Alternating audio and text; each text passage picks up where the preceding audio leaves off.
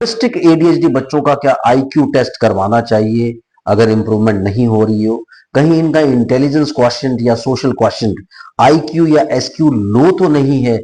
ये सवाल आया है कमेंट सेक्शन में विनीत की तरफ से, और मैं आपको बताना चाहूंगा Vineet, this is very exclusive, different comment है। मैंने आपको पहले ही प्रॉमिस किया है कि अगर आपका कमेंट बहुत एक्सक्लूसिव होगा, दूसरों से डिफरेंट होगा और उसके ऊपर आप एक वीडियो बनाने के लायक कमेंट होगा, तो आपको जरूर कंसल्टेशन फ्री में मिलेगा। तो ये आप अपनी कंसल्टेशन फ्री में क्लेम कीजिए।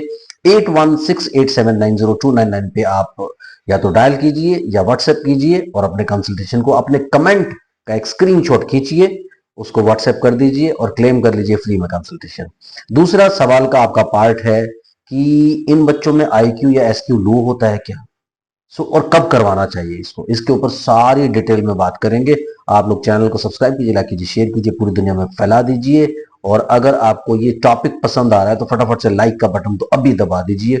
और पिछले वीडियो में हम लोगों ने पेरेंट्स ट्रेनिंग प्लान्स के ऊपर भी बात की थी कि उनका कितना बेनिफिट है आप लोगों को, और मैक्सिमम लोगों को मैं इंसिस्ट करूंगा कि आप ज्यादा से ज्यादा जल्दी से जल्दी ज्वाइन कीजिए ताकि आप अपने बच्चों को घर बैठ करके अच्छे से ठीक कर पाए। बात करते हैं आईक्यू और एसक्यू की क्या इंपॉर्टेंस है। सबसे पहली बात, इंपॉर्टेंस तो बहुत ज्यादा है, लेकिन यूजुअली मेंटल रिटार्डेशन के जो केसेस होते हैं, आपका बच्चा मेंटली रिटार्डेड नहीं है, उसे किसी तरह की इंटेलेक्चुअल डिसेबिलिटी नहीं है, ये मैं आपको बता देना चाहता हूं। लेकिन यहां पे मैं आपको एक एग्जांपल दूंगा। आप भागते हुए आए बाहर से और आपने अपनी कोई इंपॉर्टेंट चीज निकाल करके कहीं किसी प्लेस पे रख दी। जब आपको उस चीज की जरूरत पड़ी, एक दिन बाद, 2 दिन बाद, 3 दिन बाद, आपके दिमाग से निकल गया कि मैंने चीज कहाँ रखी थी। दैट मीन्स आप वो चीज है, ऐसा नहीं कि वो चीज आपके पास नहीं है, लेकिन आप उसे लोकेट नहीं कर पा रहे हैं, आप उसे प्रोसेस नहीं कर पा रहे हैं। So it is more of a processing disorder कि जी आप प्रोसेस नहीं कर पा रहे हैं। आपके पास सब कुछ है, एक ब्यूटीफुल डायमंड आपने सेफ में रखा, चाबी आपसे गुम हो गई, इसका मतलब ये नहीं कि आपके पास डायमंड नहीं है। इन द सेम मैनर, ऐसा नहीं कि इन बच्चों के पास इंटेलिजेंस नहीं है या सोशलाइजेशन की एबिलिटी नहीं है, यानी ये इंटेलेक्चुअल डिसेबिलिटी भी नहीं है और सोशल डिसेबिलिटी भी नहीं है। प्रॉब्लम कहां पे है कि आप अप्लाई नहीं कर पा रहे हैं, यानी ये बच्चे प्रोसेस करना भूल जाते हैं।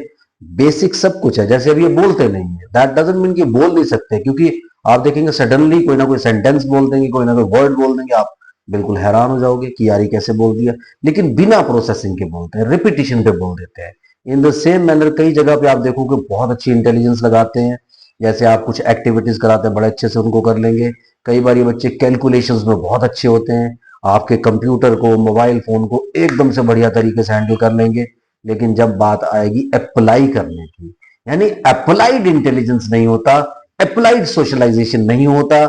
लेकिन ऐसा नहीं है कि वो इनके पास नहीं है, वो आपको सिखाना पड़ता है फिर से, क्योंकि वो प्रोसेसिंग भूल गए हैं।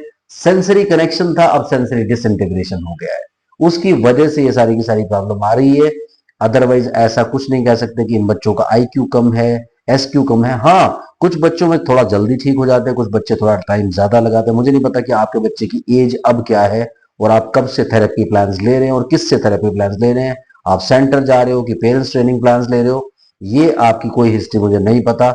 हर बच्चा अपने आप में इंडिविजुअल होता है, हर बच्चे की अपनी अलग प्रॉब्लम होती है, इसलिए देख करके पता चलता है। आपके बच्चे को देख करके पता चलना चाहिए। और अगर आईक्यू या डीक्यू या एसक्यू इन सब चीजों की जरूरत होती है टेस्ट करने की, तो कोई भी प्रोफेशनल जो आपसे जुड़ेगा वो पहले ही दिन इन सब चीजों को करना चाहेगा अगर उसे कुछ कमियां लगेंगी, क्योंकि प्रोफेशनल्स के पास तो इनसाइट होते हैं, उनका रोज का काम है, उनको काफी एक्सपीरियंस होता है, वो चीजें देखते रहते हैं। जैसे अब मैं रोज 25 ऑफलाइन और 25 ऑनलाइन केसेस देखता हूं, तो मैं क्यों लोगों से वीडियो मंगाता हूं, क्योंकि मेरा एक इंसाइट बन गया कि मैं वीडियो देख करके, ऑब्जर्व करके आपके बच्चे के बिहेवियर को, उसकी एक्टिविटीज को डायग्नोज कर लेता हूं। मुझे किसी क्वेश्चनर की जरूरत नहीं पड़ती, किसी एमआरआई की जरूरत नहीं पड़ती, किसी सीटी स्कैन की जरूरत नहीं पड़ती। वो सब चीजें बाद में देख करके पता चलती कि इस बच्चे का रिक्वायरमेंट क्या है और ये क्या लग रहा है। तो अभी मैंने रिसेंटली एक केस देखा था जिसमें HIE की प्रॉब्लम थी, हाइपोक्सिक इस्कीमिक एंसेफेलोपैथी की प्रॉब्लम थी। उसको मैंने देखते ही पेरेंट्स से पूछा कि क्या आपने इसका कभी कोई EEG टेस्ट करवाया है। ये बड़ी इंपॉर्टेंट चीजें होती हैं कि जब आप ये सब चीजें देखते हैं तो आप डायग्नोज इजीली कर लेते हैं, और अगर आप एक अच्छे ट्रू प्रोफेशनल हैं तो डेफिनेटली आप बहुत जल्दी से डायग्नोज कर भी लेंगे।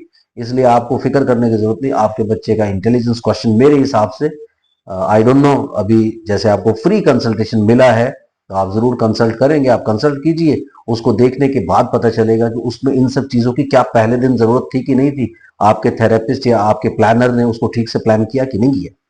तो ऐसे ही आप भी कमेंट करते रहिए और अच्छे अच्छे कमेंट्स के ऊपर वीडियोस मिलते रहेंगे। Thank you very much, bye bye.